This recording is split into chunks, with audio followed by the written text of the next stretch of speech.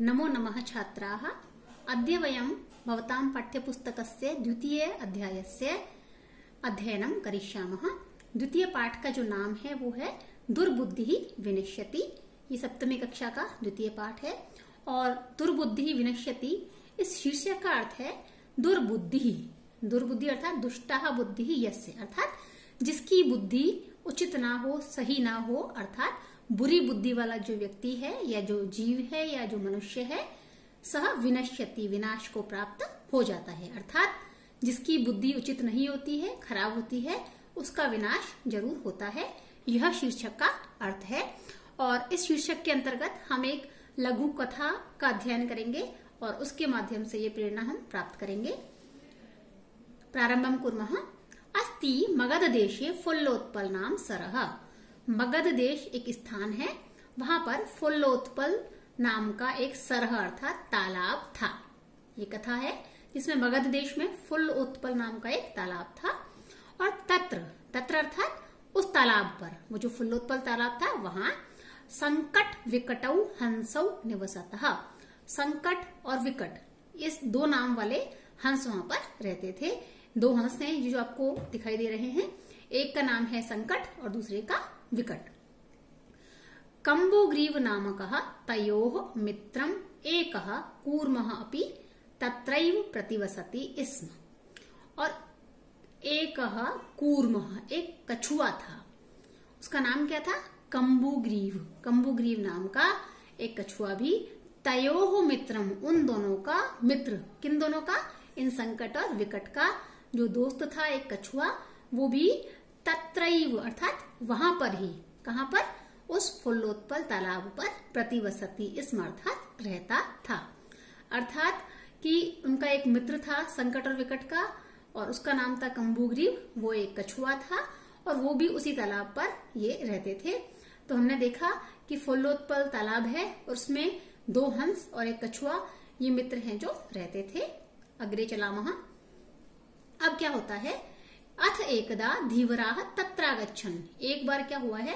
धीवराः अर्थात जो मछली पकड़ने वाले होते हैं वो मछुआरे वहां पर आए और ते अकथयन्, वो मछुआरे आपस में बात करते हैं क्या? कि वयं श्वः मत्स्य कूर्मादीन मारयिष्यामः। क्या बात करते हैं? कि हम सब कल मछली और कछुओं को मारेंगे। अब तालाब पर आके बात कर रहे हैं कि कल मछलियों को और कछुओं को मारेंगे। तो कछुआ जो है, कूर्म जो है कम्बुग्रीव, उसने भी ये बात सुन ली। अब एतत् श्रुत्वा कूर्मः अवदत्। ये सब सुन के कछुआ बोला। कैसे बोला? अपने दोस्तों को। अब क्या बोलता है? मित्रे किम युवाभ्याम धीवराणाम वार्ता श्रुता। कि दोस्तों क्या तुम दोनों ने इन मछुआरों की बातों को सुना?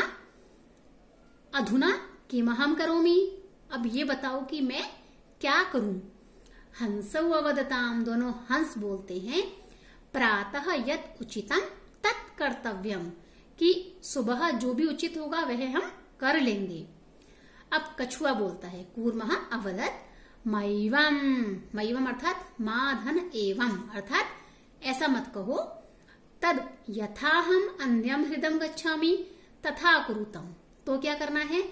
यथाहम, जिस प्रकार की मैं, अन्यम हृदम, अन्य यानी दूसरा, हृदम अर्थात तालाब, कि जिससे मैं किसी और तालाब में पहुंच जाऊं, चला जाऊं, ऐसा कुछ अरेंजमेंट, ऐसा कुछ प्रबंध आप लोग करो।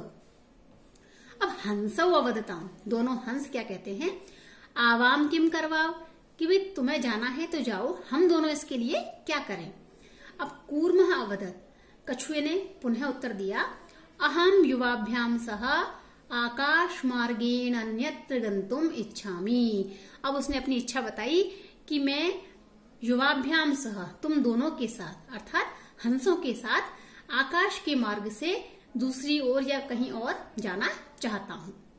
अब हंसों ने सोचा कि हमारे तो पंख हैं, कछुए के तो है नहीं, तो ये कैसे जाएगा?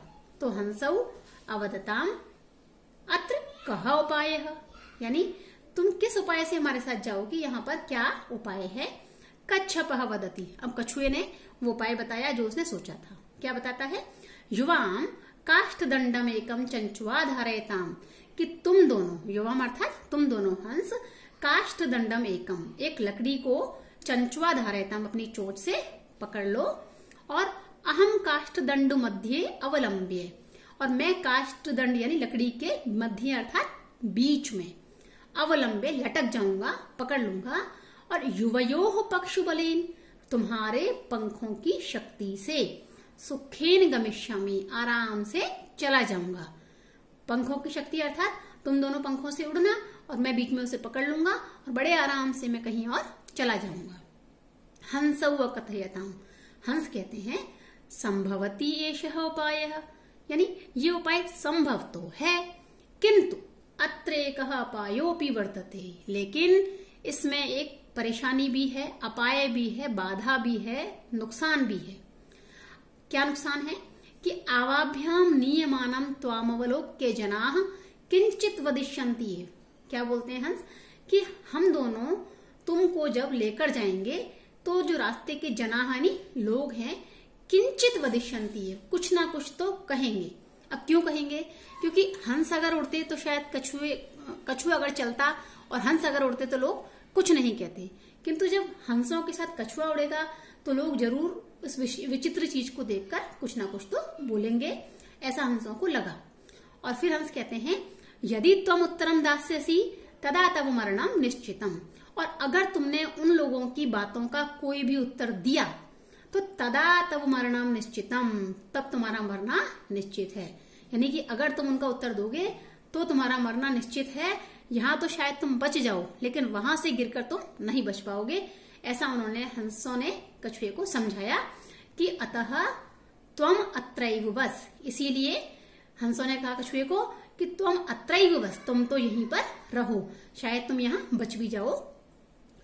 अब तत् श्रुत्वा क्रुद्धः कूर्मः, अब कछुए को क्या आ गया, क्रुद्ध यानी गुस्सा आ गया, वो क्रुद्ध हो गया, बहुत नाराज हो गया, और अवदत यानी बोला, क्या बोला कि महामूर्खः, क्या मैं मूर्ख हूं, उत्तरम ना दास्यामि, मैं कोई उत्तर नहीं दूंगा, किंचिदपि न वदिष्यामि, मैं तो कुछ भी नहीं बोलूंगा, अतः अहम यथा वदामि तथा युवाम कुरुतम, इसीलिए अहम यानी मैं कछुआ, यथा वदामि जैसा बोलता हूं, तथा यानी वैसा ही, युवाम कुरुतम तुम दोनों हंस करो। अब बेचारे हंसों ने उनकी बातों को मान लिया, और एवं काष्ठदंडे लंबमानम कूर्मम पौराह अपश्यन। अब क्या होता है, जब वो उड़ गए तो लकड़ी के बीच में लटकते हुए कछुए को पौराह अपश्यन, जो वहां के लोग थे, निवासी थे, उन्होंने अपश्यन यानी देखा, और पश्चात अधावन, और वो पीछे पीछे भागने लगे, अवदंच कहने लगे हम हो महदाश्चर्यम हंसाभ्याम सा कूर्मोपि उड्डीयते, क्या कहते हैं, बड़े आश्चर्य की बात है, हंसों के साथ साथ कछुआ भी उड़ रहा है। ये ऐसे जो लोग थे वहां के वो कहने लगे, और उनमें से कश्चित वदति, एक व्यक्ति बोलता है यद्ययम कूर्मः कथम अपि निपतति, अगर ये कछुआ किसी तरह गिर जाए, तदा अत्रैव पक्त्वा खादिष्यामि, तो मैं इसको अत्रैव अर्थात यहाँ पर ही पक्त्वा खादिष्यामि, पका करके खा लूंगा। अपरः अवदत्, दूसरा व्यक्ति बोलता है सरस तीरे दग्ध्वा खादिष्यामि, नहीं नहीं मैं यहाँ नहीं खाऊंगा, मैं तो सरोवर के किनारे पर पका करके खाऊंगा। अन्यः अकथयत्, और तीसरा व्यक्ति बोलता है गृहं नीत्वा भक्षयिष्यामीति, मैं तो घर ले जा करके खाऊंगा। तेषाम तद्वचनम श्रुत्वा कूर्मः क्रुद्धः जातः, अब जब सब कछुए को खाने की बात कर रहे हैं तो कछुए को क्या आ गया, क्रोध, वो क्रुद्धः जाता, क्रोधित हो गया, और मित्राभ्याम दत्तम वचनम विस्मृत्य स वदत्, और मित्राभ्याम दत्तम, मित्रों ने जो उसको दिए थे वचन यानी बातें, अर्थात मित्रों ने उसको जो कहा था उसको विस्मृत्य यानी भूल गया, और सह अवदत्, वो बोला, यानी बोलने के लिए उसने अपना मुंह खोला, क्या बोला, यूयम भस्म खादत। आप ये देखिए, ये जो कछुआ है बोलता है कि यूयम भस्म खादत, इसने अपना मुंह खोल दिया। अब मुंह खोलते ही क्या होगा, सह तस्मात् दंडात पतितः, कुत्र पतितः, भूमौ, वो जमीन पर उस जगह से, उस लकड़ी से गिर गया। तत्क्षण में, उसी क्षण, कूर्मः दंडात भूमौ पतितः, कछुआ लकड़ी से गिरकर जमीन पर गिर गया।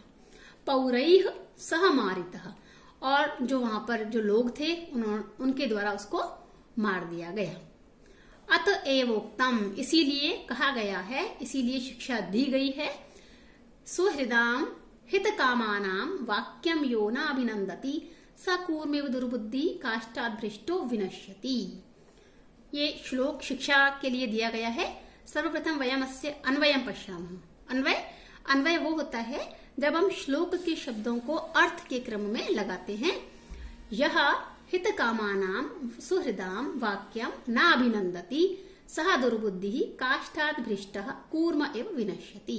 अर्थात जो व्यक्ति हित कामानाम अपना भला चाहने वाले मित्रों की वाक्यम यानी बातों को न अभिनंदति नहीं मानता है, स्वीकार नहीं करता है, सम्मान नहीं देता है, सह दुर्बुद्धि वो बुरी बुद्धि वाला व्यक्ति, काष्ठात् भ्रष्टः कूर्म एव, जिस प्रकार कछुआ लकड़ी से गिर के मरा था वैसे ही विनश्यति यानी विनाश को प्राप्त हो जाता है। अतः जो व्यक्ति अपना हित चाहने वाले दोस्तों की बातों को नहीं मानेगा उसका वैसे ही विनाश हो जाएगा जिस प्रकार लकड़ी से गिर के कछुए का विनाश हो गया था। अतः हमें अपना भला चाहने वाले जो हमारे सहयोगी लोग हैं या जो हमारे प्रियजन हैं उनकी बातों को अवश्य मानना चाहिए। अपने क्रोध के बल पर या अपने अहंकार के बल पर ही कोई निर्णय नहीं लेना चाहिए। यह हमें शिक्षा मिलती है इस कथा से। और ये कुछ शब्दार्थ है जिन्हें आप देख लीजिए। सरह तालाब, कूर्मः कछुआ, धीवरा मछुआरे, दुर्बुद्धि बुरी बुद्धि वाला, अपायः हानि और भ्रष्ट यानी गिरा हुआ। आशा है आपको ये कथा समझ में भी आई होगी और इससे प्राप्त शिक्षा को आप सभी अपने जीवन में भी धारण करेंगे। अनेन सहैव पाठः समाप्तिमाप्नोति। धन्यवादः।